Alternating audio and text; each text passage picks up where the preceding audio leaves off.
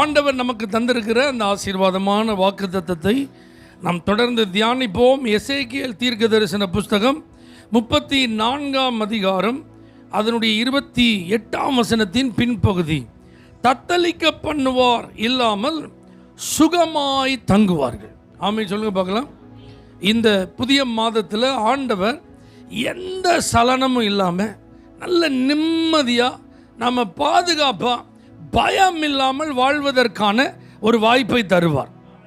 இதுவரைக்கும் நிறைய சூழ்நிலைகள் உங்களை பயமுறுத்தியிருக்கலாம், நிறைய பிரச்சனைகளினால் நீங்கள் பயந்து போயிருந்திருக்கலாம், சில பலவீனங்கள் வியாதிகள் உங்களை பயப்படுத்தியிருக்கலாம், பொருளாதார நெருக்கடியை நீங்கள் சந்தித்ததினால ஒரு தத்தளிப்பு உங்கள் மனதில் என்ன செஞ்சுருக்கலாம் வந்திருக்கலாம், சில சத்துருக்களினுடைய கிரியைகளினால என்ன செஞ்சுருக்கலாம் சஞ்சலம் வந்திருக்கலாம். ஆனால் கர்த்தர் இதெல்லாம் உங்களை ஒன்றும் செய்யாது, நீங்கள் சுகமாக தங்குவீங்க அப்படின்னு சொல்லி உங்களை உற்சாகப்படுத்துகிறார். இந்த வார்த்தை எத்தனை பேர் நம்புறீங்க? நீங்கள் சுகமாக இருக்க முடியுமா? கர்த்தர் அந்த வாய்ப்பை தருவாரா? பாதுகாப்பாக நீங்கள் இருப்பீங்களா? பயம் இல்லாமல் இருப்பீங்களா? பைபிளில் நிறைய ஆதாரங்கள் தேவனுடைய ஜனங்களை தத்தளிக்க செய்த ஏராளமான சூழ்நிலைகளில் எல்லாம் கர்த்தர் அவங்களை ஆசீர்வாதமாய் பாதுகாத்து சுகமாய் தங்க பண்ணதை பார்க்குறோம்.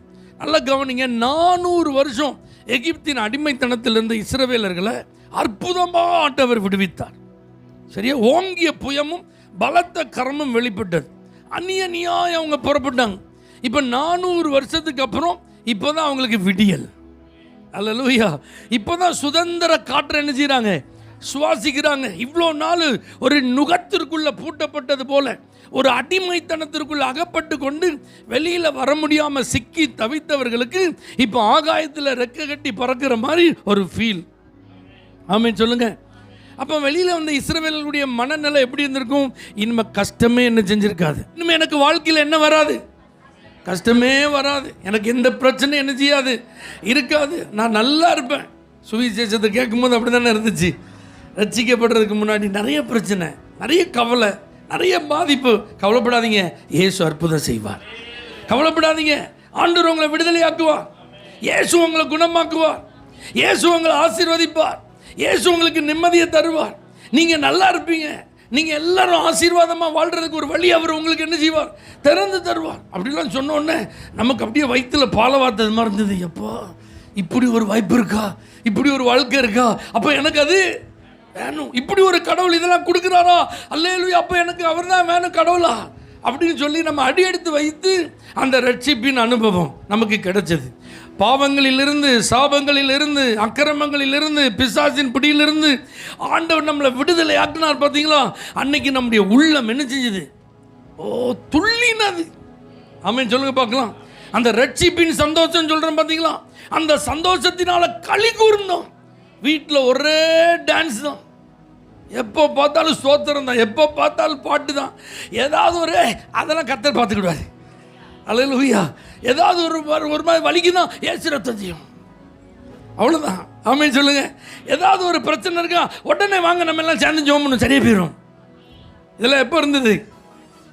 ஆரம்பம், புதிய துவக்கம், வெற்றிகரமான ஒரு கொண்டாட்டமாக இருந்தது. அல்லேலூயா. அதே மாதிரி தான் இஸ்ரவேலுக்கு இருந்துச்சு. ஆமென் சொல்லுங்க. எல்லாமே நல்லபடியாக நடக்கும்னு பார்த்தா திடீர்னு புழுதிக்காடாக இருக்குது. பின்னாடி கட்ட கட்ட கட்ட கட்ட கட்ட கட்டன்னு ஒரே சத்தமாக இருக்குது. என்னடான்னு பார்த்தா பார்வன் பெரிய இராணுவ கூட்டத்தோடு என்ன செஞ்சிட்டு இருக்கான். இப்போ தானே நிம்மதியாக இருந்தோம், இப்போ தானே கொஞ்சம் சந்தோஷமாக இருந்தோம், இப்போ தானே நல்லது நடக்குதுன்னு நினச்சோம், இனிமே தானே புதிய துவக்கம்னு சந்தோஷப்பட்டோம். ஆனால் வந்துட்டு பின்னாடியே அப்படின்னு நினச்ச உடனே யாத்திராகமம் 14ஆம் அதிகாரம் அதனுடைய 10வது வசனத்தை நீங்கள் வாசித்து பார்த்தா பைபிள் சொல்லுது, இஸ்ரவேலர்கள் எகிப்தியர்கள் அவங்கள துரத்திட்டு வர்றதை பார்த்தாங்க. பார்த்தீங்களா? அவங்க பயந்தார்கள், மிகவும் பயந்தார்கள். இப்போ சந்தோஷம்லாம் காணாமல் போச்சுங்க, நிம்மதியெல்லாம் எங்கே போச்சுன்னே தெரில. அல்லேலூயா. அவ்வளோ பேருடைய இருதயம் எப்படி இருக்கு? பயம் தத்தளிக்குது. அவ்வளோதான், முடிஞ்சுது. அவன் வர்ற வேகத்தை பார்த்தா அவ்வளோதான், நம்மளை கொன்னே போடுவான்.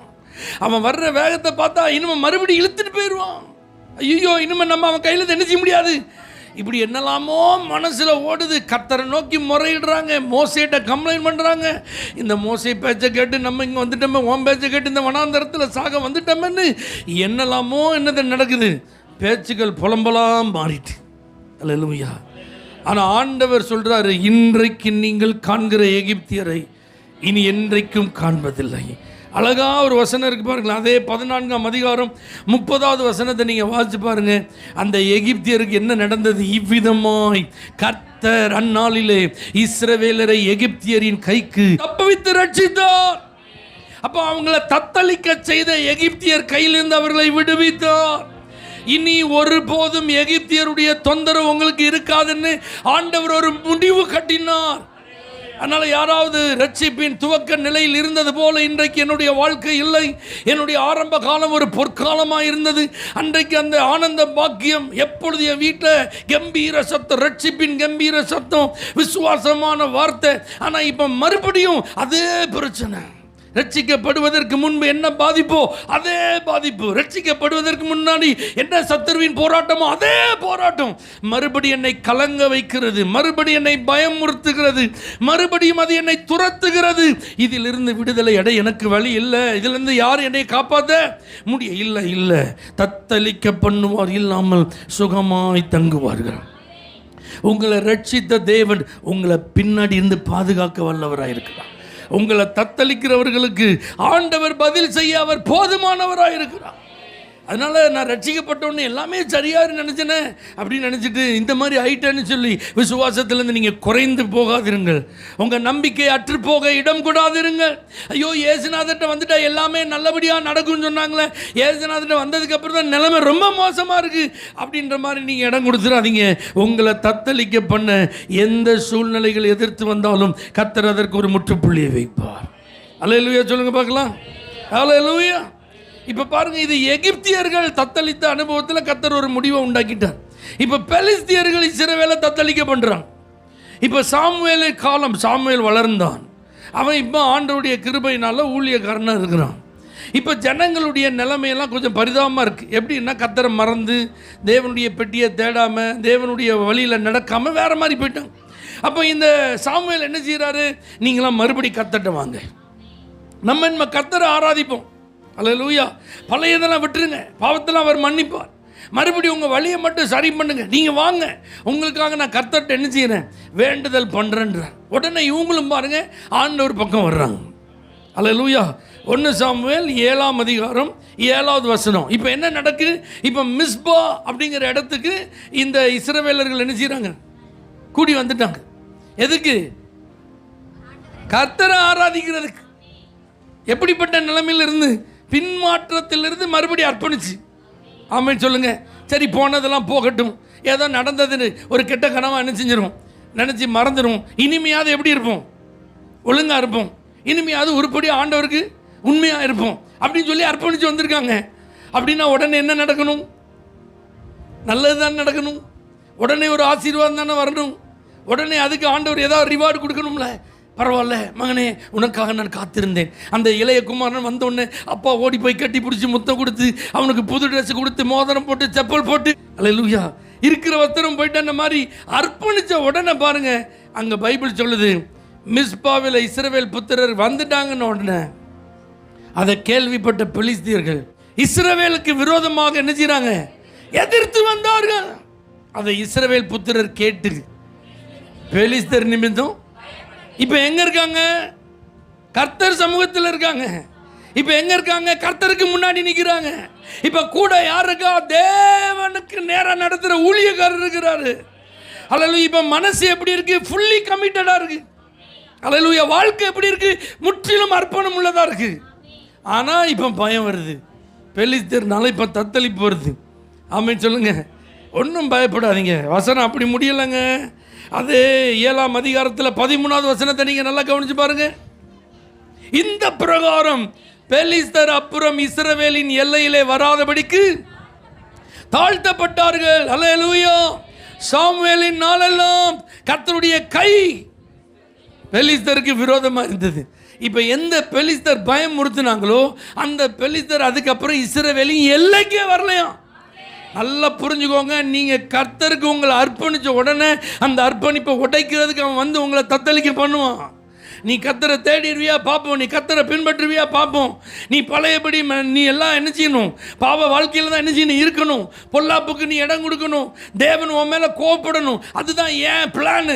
நீ அதை விட்டுட்டு நல்லா இருக்கிறதுக்கு நான் என்ன செய்ய மாட்டேன், விட மாட்டேன். நான் வந்து மறுபடி காலை வர்றதுக்கு தான் என்ன செய்வான், நிற்போம். மறுபடி இருதயத்தை ஐயோ ஆண்டவர்கிட்ட வந்துட்டோமே, நம்ம காப்பாற்றணும்ல. அவர் தானே கேடகமாக இருக்கணும், அவர் தானே மறைவிடமாக இருக்கணும். கண்டிப்பாக அவர் மறைவிடமாக இருப்பார், அவர் கேடகமாக இருப்பார், உங்களுக்காக யுத்தம் பண்ணுவார். இந்த இடத்துல பாருங்க, அர்ப்பணம் செய்த உடனே தத்தளிப்பு வருது.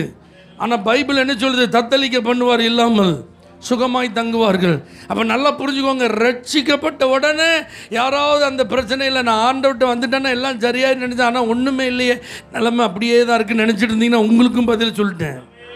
ரட்சிப்புக்கு பிறகு சில சறுக்கல்கள், சில விலகி ஆண்டவருக்கு பிரியமில்லாமல் போய் மறுபடியும் உணர்த்தப்பட்டு நான் இப்போவாது நல்லா எந்திரிச்சிடலான்னு வந்திருக்கேன். ஆனால் அப்பவும் எனக்கு அங்கீகாரம் இல்லை, அப்பவும் எனக்கு ஆசீர்வாதம் இல்லை, அப்பவும் எனக்கு நன்மை இல்லை, மறுபடியும் அதே தொந்தரவு.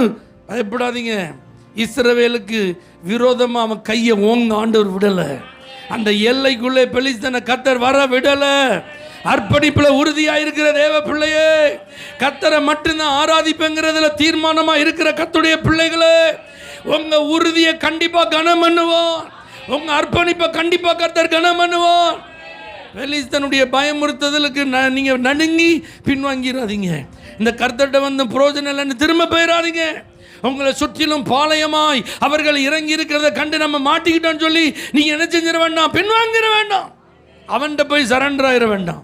அல்லேலூயா, அல்லேலூயா. அதனால எக்காரணம் கொண்டும் ஆண்டவர் உங்களுக்கு தத்தளிப்பு இல்லாத ஒரு சுக வாழ்வை வைத்திருக்கிறார் என்பதை மறந்து போகாதிருங்கள். ஆமென் சொல்லுங்க. முன் வச்ச காலை ஒரு நாள் என்ன செஞ்சிடாதீங்க, பின் வச்சிடாதீங்க. ஆண்டவருக்கு உங்களை ஒப்பு கொடுத்துட்டீங்க, வாலிபத்தை ஆண்டவருக்கு ஒப்பு கொடுத்துட்டீங்க, குடும்பத்தை ஆண்டவருக்கு ஒப்பு கொடுத்துட்டீங்க, எல்லாத்தையும் முழுமையாக சரண்டர் பண்ணிட்டீங்க. அப்படியே நில்லுங்க. தத்தளிப்பு ஏற்படுத்த பெலிஸ்தன் வந்து பயங்காட்டினாலும் பைபிள் சொல்லுது, வானத்திலிருந்து கர்த்தர் இடி முழக்கங்களை உண்டாக்கினார். அல்லேலூயா. கர்த்தரே அந்த பெலிஸ்தியர்களை அந்த எல்லைகளிலே துரத்தினார். இஸ்ரவேலர்கள் விரட்டினது கட்டிலும் விரட்டி விட்டது யாரு? கர்த்தர். அப்போ உங்களை தத்தளிக்க பண்ணினவர்களை ஆண்டவர் தத்தளிக்க பண்ணுவார். உங்கள் எல்லைகளில் வந்து அவர்கள் மறுபடி உங்களை இந்த மாதிரி பயமுறுத்தாதபடி மறுபடி எல்லைக்குள்ளே வராதபடிக்கு துரத்தப்படுவார்கள். ஆமென் சொல்லுங்க பார்க்கலாம். அதனால் ஒரு நாளும் பயப்படாதீங்க, ஆண்டவருக்குள்ளே வந்துட்டு அந்த மாதிரி ஆயிடுவோம்.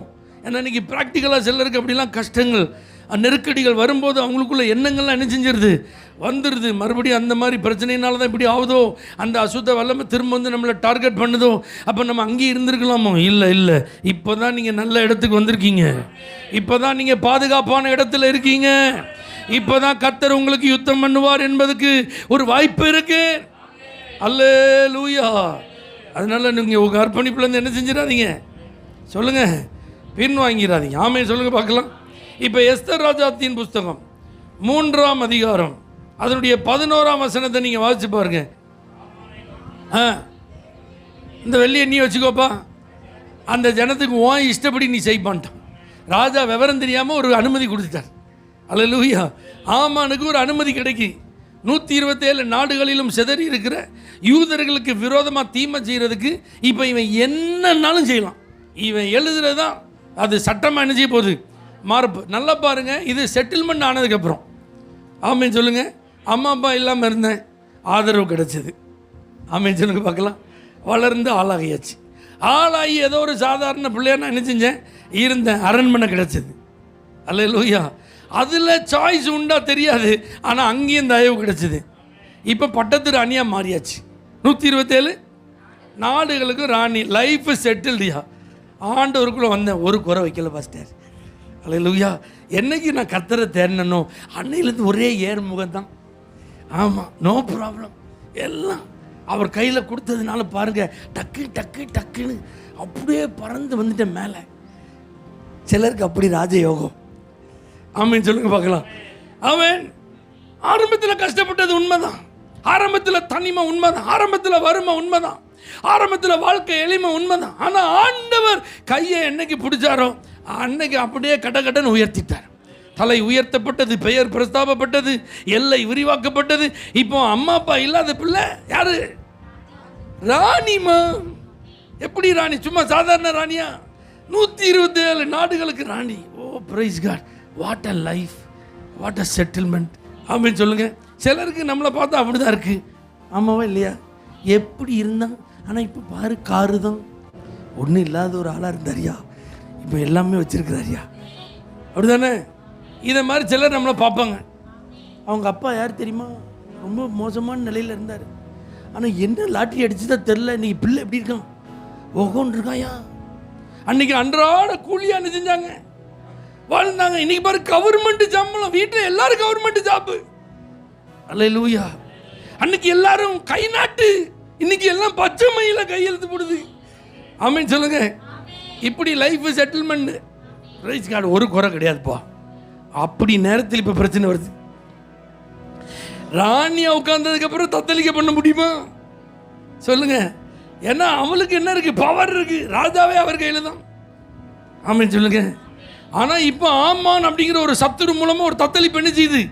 பைபிளில் சொல்லுது, அந்த நகரமே கலங்கிட்டு. ஆமென்.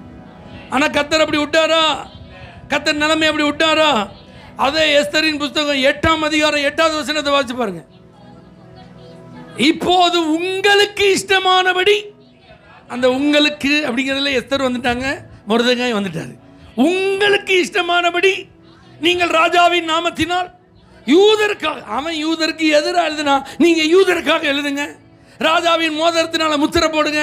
ராஜாவின் பேரால் எழுதப்பட்டு ராஜாவின் மோதிரத்தினால் முத்திரை போடப்பட்டதை செல்லாமற் போக பண்ண ஒருவரால கூடாது. ஆமான் போட்டதை செல்லாமல் போக பண்ண முடியும். ஆனால் இப்போ எஸ்தரும் மொர்தெகாயும் போட்டதை செல்லாமல் போக பண்ண முடியாது. நல்லா புரிஞ்சுக்கோங்க. ஆஃப்டர் செட்டில்மெண்ட் ஒரு வேலை, இனிமே என்ன ஆனாலும் ஏதோ ஒரு தத்தளிப்பா. டோன்ட் பி அஃப்ரைட், பயப்படாதீங்க. கர்த்தர் உங்க கூட தான் இருக்கிறாருங்க. ஹல்லேலூயா. கர்த்தர் உங்களுக்காக செயல்படுகிறார். ஆண்டவர் உங்க கூட இருக்கும்போது யாரு உங்களை தத்தளிக்க பண்ண முடியும்? ஆமென் சொல்லுங்க. அந்த ஆமானுக்கு அந்த அதிகாரம் கொடுக்கப்பட்ட போது எப்படி இருந்திருக்கும்? அவ்வளோதான். இன்னும் அவன் நினைச்சதான் நடக்க போகுது. அவன் என்னெல்லாம் பொல்லாப்பு செய்ய போறானோ, தீமை செய்ய போறானோ, அவ்வளோதான். ஆனால் இப்போ நிலைமை மாறிட்டு. நல்லா புரிஞ்சுங்க. 8:8 மறந்துடாதீங்க. இனிமேல் உங்களுக்கு இஷ்டமானபடி நீங்கள் ராஜாவின் பேர்னால் நினைச்சிங்க எழுதுங்க. ஆமென் சொல்லுங்க. லைஃப்பில் கர்த்தருடைய கிருபையினால் செட்டில் ஆகிட்டேன். ஆனால் இனிமேல் எந்த பிரச்சனையும் வராதுன்னு நினச்சேன். ஆனால் இந்த நாட்கள், இந்த வயசான நாட்களில், இந்த ஓய்வு நாட்களில், இப்போ இவ்வளோ ஆசீர்வாதங்களுக்கு அப்புறம் இப்போ இந்த பிரச்சனை வந்து என்னை பாதிக்குது அப்படிலாம் நீங்கள் வருத்தப்பட வேண்டாம். கர்த்தர் சத்துருக்களின் இஷ்டத்துக்கு ஒப்பு கொடுக்க மாட்டார். உங்களை தத்தளிக்க பண்ண எந்த அதிகாரிக்கும் ஆண்டவர் அனுமதி கொடுக்க மாட்டோம். எந்த அதிகாரம் உள்ள மனுஷனுக்கும் ஆண்டவர் உங்களை கையளிக்க மாட்டார். எவரும் உங்க மேல அதிகாரப்பூர்வமா எழுத முடியாது. எந்த கம்ப்ளைண்ட் எழுதப்பட முடியாது. எத்தனை பேர் விசுவாசிக்கிறீங்க? போலீஸ் ஸ்டேஷன்ல கம்ப்ளைண்டா போக முடியாது. கோர்ட்டுக்கு எழுத்துப்பூர்வமா என்ன செய்ய முடியாது, போக முடியாதுங்க. உங்க மேல எழுதப்படுவதற்கு இனிமே ஒன்றும் அதிகாரம் கிடையாது. எல்லாவற்றையும் கர்த்தர் செல்லாமல் போக பண்ணுவார். உங்களை தத்தளிக்க பண்ணின அத்தனை காரியங்களும் இன்னைக்கு கேன்சல் ஆகுது இயேசுவின். எத்தனை பேர் இதை விசுவாசிக்கிறீங்க? ஹல்லேலூயா. இதெல்லாம் நீங்க புரிஞ்சுக்கோங்க. 3 ஸ்டேஜா சொல்லியிருக்கேன். Amen. Right after the salvation, அப்படிதானா? ரட்சிப்பின் ஆரம்பம். அதுக்கப்புறம் ரட்சிப்பின் ஆரம்பத்தில் கொஞ்சம் தடுமாற்றம் ஆயிட்டு, பேக் ஸ்லைடிங் வந்துட்டு, கொஞ்சம் விசுவாசத்தில் குறைவு வந்துட்டு, ஆனாலும் கமிட் பண்ணிட்டோம், அர்ப்பணிச்சிட்டோம், வந்துட்டோம், விட மாட்டோம், உங்களை பின்னாடி ஃபாலோ பண்ணணும். அப்போ ஒரு பிரச்சனை. இப்போ பாருங்க, நல்ல ஆண்டவருக்குள்ளே வளர்ந்து கடி கொடுத்துட்டு இருக்கிறோம். இப்போ கர்த்தருக்குள்ளே நிலை நிற்கிறோம். அப்போ என்னது மோதி பார்க்குது? ஒன்றும் அசைக்க முடியாது. ஏன்னா நம்மளாம் கற்பாறையின் மேல் கட்டப்பட்ட வீடு, மணல் மேலே கட்டப்பட்ட வீடு கிடையாது. நம்மளெல்லாம் யாரும் அசைக்க முடியாது. எத்தனை பேர் இதை நம்புறீங்க? அல்லேலூயா. இப்போ நல்லா கவனிங்க. இப்போ ஆஸ் அ ஃபேமிலியாக நீங்கள் இருக்கீங்க, சரியா? இப்போ 2 ராஜாக்கள் 4ஆம் அதிகாரம் அதனுடைய முதல் வசனத்தில் ஒரு தாயார் வராங்க. 2 ராஜாக்கள் 4:1 தீர்க்கதரிசிகளுடைய புத்திரரில் ஒருவனுக்கு மனைவியாக இருந்த ஒரு ஸ்திரீ, ஒரு அம்மா வராங்க. அவங்களுக்கு 2 பையங்க. என்ன இப்போச்சு, ஐயா இறந்து போயிட்டார். அவர் ஒரு ப்ராஃபட், அவர் ஒரு மினிஸ்ட்ரி பண்ணியிருக்கிறார், ஊழியம் செஞ்சுருக்கிறார். கடனோட செத்துட்டார். இப்போ கடன் கொடுத்தவங்க அந்த அம்மாவுடைய 2 ஆண் பிள்ளைகளை என்ன செய்ய போகிறாங்க, அடிமைப்படுத்த வந்திருக்கிறாங்க. இப்போ அந்த அங்கலாய்ப்பில் அவங்க தத்தளிச்சுட்டு வராங்க. இப்போ எலிசா மூலமாக கர்த்தர் ஒரு அற்புதம் செய்தார். அவங்க அந்த சம்பவம்லாம் நமக்கு நல்லா தெரியும். உன்ட்ட என்னம்மா இருக்குது அப்படின்னா, ஒரே ஒரு குடம் ஆயில் தான் இருக்குது, எண்ணெய் தான் இருக்குண்ணா. அப்போ பக்கத்துலலாம் பாத்திரம் வாங்கு, அதெல்லாம் ஊற்றியாச்சியா, என்ன செய்யணும், விற்று உன் கடனை கொடு, மீதம் வச்சு நீ ஜீவனம் பண்ணுன்ட்டார். அதுக்கப்புறம் அந்த அம்மாவோ அந்த பிள்ளைகளோ கடன்னால கஷ்டப்பட்டோம், எதிர்காலம் இல்லாமல் நாங்கள் இருக்கோம் அப்படின்னு இல்லை. அப்படின்னா தத்தளிப்பு அவங்களுக்கு என்ன செஞ்சுட்டு முடிவுக்கு வந்துட்டு. ஒரு ஆமேன்னு சொல்லுங்க பார்க்கலாம். அல்லேலூயா. ஒரு குடும்பத்தில் ஏற்படுகிற ஒரு தத்தளிப்பு, உங்கள் ஃபேமிலியில் திடீர்னு எதிர்பாராத ஒரு இழப்பு. ஆமேன்னு சொல்லுங்க. அந்த கணவர் போயிட்டார், ஏதோ ஒரு இழப்பு, அந்த தத்தளிப்பு உங்களை பாதிக்காதபடி ஒரு அற்புதம் நடக்கும்.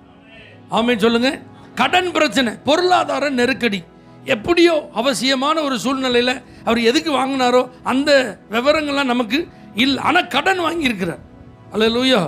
பொதுவாக ஊழியக்காரங்க கடன் வாங்கக்கூடாது அப்படிங்கிறது என்னுடைய தனிப்பட்ட கருத்து. உங்களையும் நான் அதில் சேர்த்து சொல்லணும்னு ஆசைப்படுறேன். அந்த அளவுக்கு பொருளாதாரத்தில் நம்மளை ஆண்டவர் ஆசீர்வதிக்கட்டும். ஏன்னா ஏன்ட்டு இருந்தால் வடியுது, ஆரோனுடைய சிரசில் இருந்தால் என்ன செய்யுது. நானே கடன்காரனாக இருந்தால் வேறு என்னுடையவர்களும் இப்படி தான் இருப்பீங்க. அதனால் இதில் நான் ரொம்ப உறுதியாக இருக்கேன். அதனால் யாராவது கடன் நெருக்கடியில் தத்தளித்து கொண்டு இருப்பீர்கள், ஆனால் அந்த தத்தளிப்பின் பாத்திரத்தை கர்த்தர் எடுத்து போடுவார். ஒரு பொருளாதார ஆசீர்வாதத்துக்கு ஒரு அற்புதம் நடக்குங்க. எலிசாவின் நாட்கள் அந்த தாயார் வீட்டில் ஒரு அற்புதம் நடந்தது. அதனால் உங்கள் வீட்டில் ஒரு அற்புதம் நடக்கும். பொருளாதார நெருக்கடி நீங்கள் உங்கள் வாழ்க்கையில் ஒரு அற்புதம் நடக்கும். நீங்கள் செய்கிற வேலையிலையோ தொழிலையோ விவசாயத்திலையோ உங்களுக்கு வருமானத்திற்குன்னு ஒரு வழி இருக்குது பார்த்தீங்களா, அதில் ஒரு அற்புதத்தை கர்த்தர் செய்வார். அல்லேலூயா. அப்போ கடன் கொடுக்க முடியாத நிலையில் வந்த தத்தளிப்பில் ஒரு அற்புதம் அமைச்ச குடும்பங்களில் இன்றைக்கி பெரும்பாலானோர் கடன் பிரச்சனையில் தான் நினைக்கிறாங்க இருக்கிறாங்க. எல்லாம் அவசியமாக பிள்ளைகளுக்கு படிப்புக்கு வாங்க வேண்டியது இருக்குது, எதிர்பாராத ஒரு செலவு வந்துட்டு நம்ம வாங்க வேண்டியது இருக்குது. அதற்கு தான் இப்போ நிறைய வாய்ப்புகள் என்ன செஞ்சுருக்கு, ஆட்கள் ஏற்படுத்தி கொடுத்துருக்கோம். ஏகப்பட்ட குழுக்கள் இருக்குது, சிக்கிக்கொள்ளாதீர்கள். ஆமேன்னு சொல்லுங்கள் பார்க்கலாம். ஆமாம், அவசியமானதற்கு மட்டும் என்ன செய்யுங்க, செலவு பண்ணுங்க. அவசியம் இல்லாததற்கு பணங்கள் என்ன செய்யாதீங்க, செலவு பண்ணாதீங்க. இது நம்மளுடைய தகுதிக்கு போதும் அப்படிங்கிறதுக்கு செலவு பண்ணுங்க. தகுதிக்கு மிஞ்சி என்ன செய்யாதீங்க, செலவு பண்ண. இன்னொருத்தரை பார்த்து நானும் அப்படிங்கிற மாதிரி என்ன செய்யக்கூடாது, பணத்தை செலவு பண்ணக்கூடாது. ஆமேன்னு சொல்லுங்க. பெரியவங்க அழகாக சொல்லியிருக்காங்க, விரலுக்கு ஏற்ற வீக்கம். ஆமேன்னு சொல்லுங்க. இதை வாங்கினா நம்மளால் என்ன செய்ய முடியும், திரும்ப கொடுக்க முடியும்னு நிர்வாகம் இருந்தால் வாங்குங்க. இதை வாங்கினா அடுத்து ஓடி தான் ஒழியணும்னா வாங்கக்கூடாது. அல்லேலூயா. அதில் ரொம்ப ஜாக்கிரதையாக இருங்க.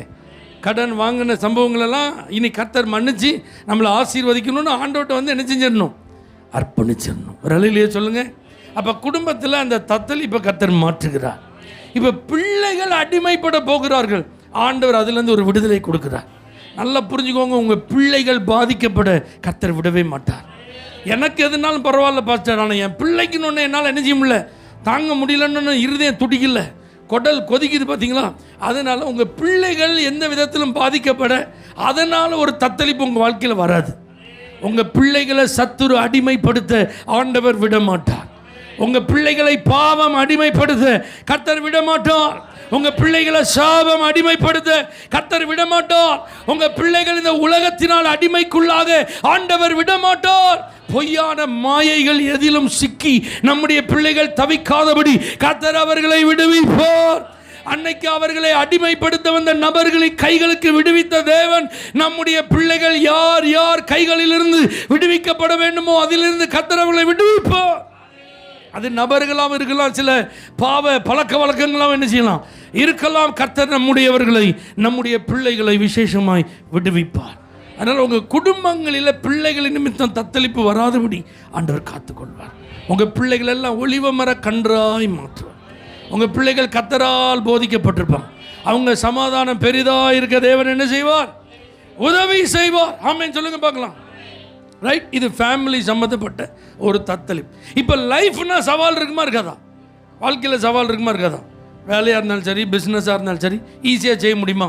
இது போட்டி நிறைந்த உலகம். படிப்பு எப்படி இருக்குது, எய்ம்ஸில் தான் இத்தனை கட் ஆஃப் இருந்தால் நீங்கள் போகலான்னு சொல்லி வச்சுருக்கான். அவ்வளோ கட் ஆஃப் எடுத்த ஆட்கள் இருக்காங்க, ஆனால் சீட்டு 70 பேர் தான் கொடுக்கான். அப்போ 70 பேர் போக மீதி ஆட்கள் அவ்வளோ மதிப்பெண்கள் வச்சுருந்தாலும் எங்கே இடம் கிடையாது, எய்ம்ஸில் இடம் கிடையாது. எய்ம்ஸ் சார்பாக வேறு எங்கேயாவது பிளேஸ்மெண்ட் பண்ணுறான். சர்டிஃபிகேட் வேணால் நான் கொடுத்துட்றேன்ப்பா, ஆனால் நீ அங்கே படிச்சுக்கோப்பான்றான். புரியுதா உங்களுக்கு?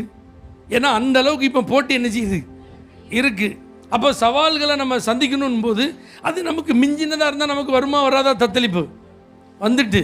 அப்படி தான் 1 சாமுவேல் 17ஆம் அதிகாரத்தில் பார்க்குறோம்.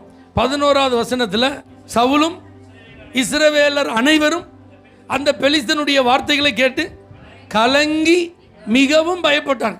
இப்போ சவுல் தான் ராஜாவாக இருந்தால் சத்துருவை ஃபேஸ் பண்ணி ஆகணும், எதிரியை சந்திச்சு. இப்போ ஒருத்தன் தான் வந்து நிற்கான், அதுவும் ஒரு பெரிய ராட்சதனாக வந்து நிற்கான்.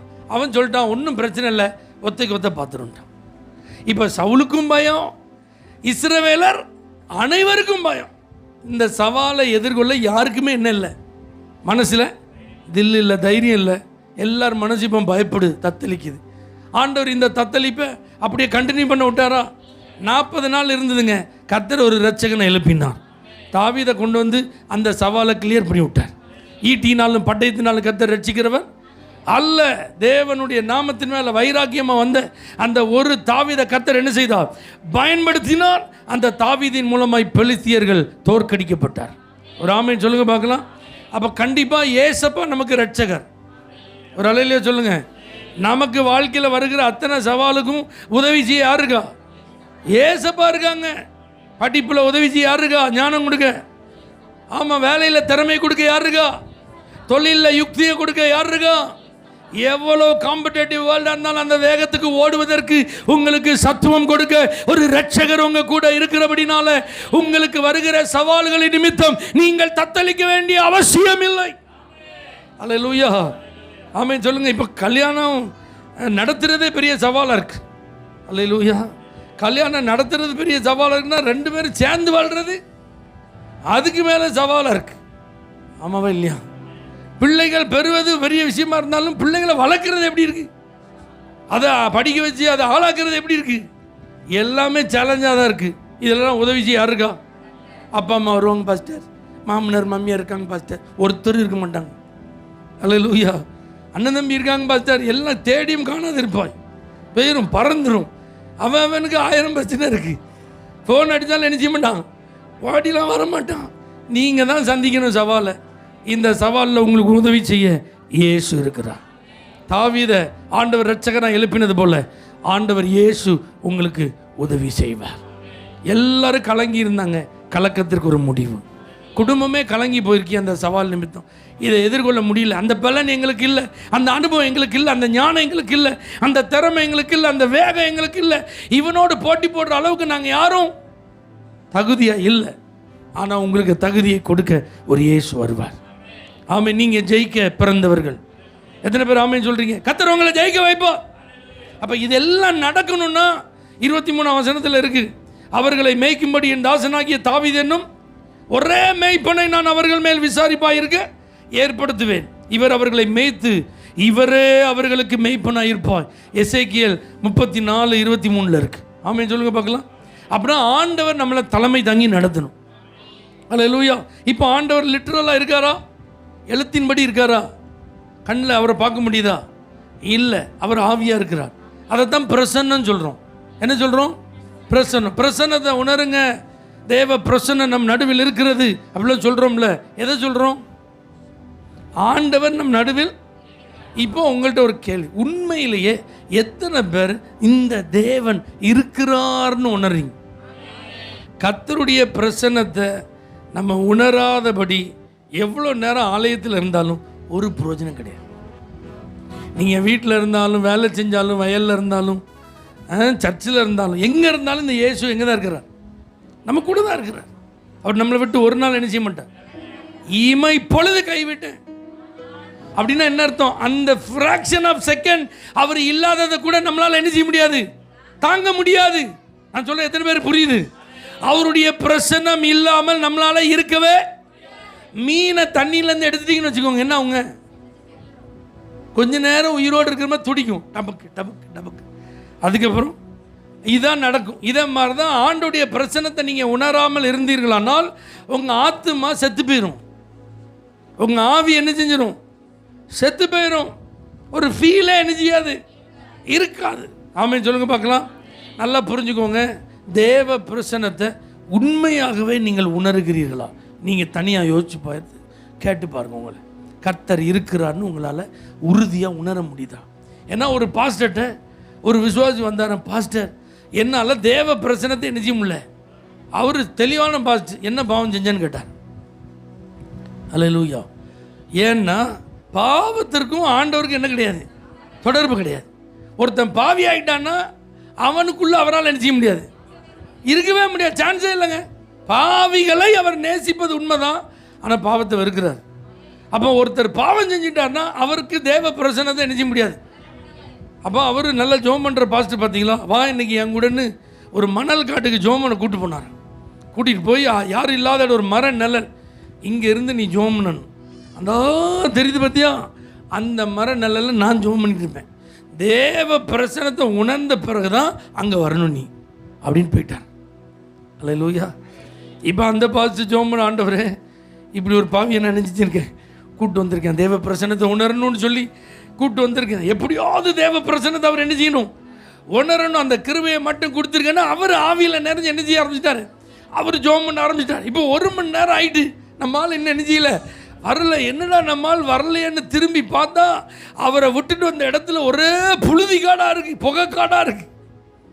என்னாச்சோ ஏதாச்சும் தெரியல, வேகமாக வந்து பார்த்தா நம்மால் உருண்டு பிறண்டு, ஐயோ ஆண்டவரே நான் பாவி, என் பாவத்தை என்ன செய்யுங்க, மன்னிங்க. எதில் உருள்றாரு, மண்ணில், தேடி மண்ணில். இப்போ மண்டையெல்லாம் மண், மூஞ்செல்லாம் மண், வாய்க்குள்ளெல்லாம் மண், கண்ணு காதுக்குள்ள எல்லாம் மண். ஆள் எப்படி இருப்பார், மண்ணுக்குள்ளே புதஞ்சு எதிச்சா அப்படி அழுறாரு, கதறாரு, என் பாவங்களை மன்னி ஏசப்பா. அல்லேலூயா. அந்த பிரசனத்தை அவர் உணர்ந்து ஆவியில் நிறைஞ்சு அதுக்கப்புறம் என்ன செய்யறாரு, உருள்றாரு. பாஸ்டர் பார்த்தா கொஞ்ச நேரம் உருண்டு எந்திரிச்சதுக்கப்புறம் மெதுவாக தட்டி எழுப்பி, எப்படி இப்போ உணர்ற தேவ பிரசனத்தை, இப்போதான் நான் தேவ பிரசனத்தை உணர்றேன். நான் சொல்றதெல்லாம் நீங்கள் வேடிக்கையாக கேட்டு சிரிச்சிட்டு இருக்கீங்க. உங்களில் அநேகர் இந்த மாதிரி உருளணும், எனக்கு தெரியும். அல்லேலூயா. தனியாக ரூம்குள்ளே போய் உருளணும். உங்கள் பிரசனத்தை உணராமல் இவ்வளோ நாள் நான் அலைஞ்சு திரிஞ்சிட்டு இருக்கிறேன். ஆண்டவரே எனக்கு மறுபடியும் அந்த ஆவியை எனக்கு தாங்க, மறுபடியும் அந்த ஆவி அன்புக்குள்ளே என்னை கொண்டு வாங்க, மறுபடியும் நான் உங்கள் பிரசனத்தில் கலிகூற எனக்கு உதவி செய்யுங்கன்னு நீங்கள் உங்களை அர்ப்பணித்தால் மாத்திரம்தான் இந்த தத்தளிப்பு இல்லாத வாழ்க்கை. இதை ஷார்ட்டாக சொல்லணும்னா நல்லா புரிஞ்சுக்கோங்க, இயேசு உங்கள் கூட இருந்தால் நீங்கள் பயப்படவே மாட்டீங்க. ஏன் பயம் வருது, ஏன் பயம் வருதுங்க? உலகம் கொடுக்காத சமாதானத்தை நான் தரேன்ட்டார். ஒருத்தன் அதை ஒன்றாந்து எடுக்க முடியாதுன்ட்டார். அவர் உலகத்தின் முடிவு புரிந்து சகல நாட்களும் கூட இருக்குன்ட்டார். அதுக்கப்புறம் என் பக்கத்தில் 1000மோ வலதுபுறத்தில் 10,000மோ விழுந்தாலும் அது என்ன அணுங்க, அது எத்தனை ஆயுதம் உருவாக்கப்பட்டாலும் அது என்ன செய்யாது, தாக்காது. அல்லேலூயா. எனக்கு குறித்திருக்கிறது அவர் என்ன செய்வார், நிறைவேற்றுவார். என் சத்துருக்களை அவர் பார்க்க வைத்து அவர்கள் கண்களுக்கு முன்பாக என் தலையை எண்ணெயால் அபிஷேகம் பண்ணுவார், என் பாத்திரத்தை நிரம்பி வழிய பண்ணுவார். எனக்கு அவர்களுக்கு முன்பாக அவர்களுக்கு நடுவில் ஒரு பந்தி. என்ன பயப்படணும்? அவன் நான் பயப்படுறேன் அப்படின்னா பிரசன்னத்தை என்னால் நினைச்ச முடியல, உணர முடியல. பிரசன்னத்தை உணர முடியலன்னா தேவன் விலகி இருக்கிறார். தேவன் விலகி இருக்கிறார்னா அவர் விரும்பாத ஏதோ ஒன்று என்னில் இருக்கிறது. அதை கண்டுபிடிச்சி அதை சரி பண்ணுற வரைக்கும் சாப்பிட மாட்டேன், தூங்க மாட்டேன்.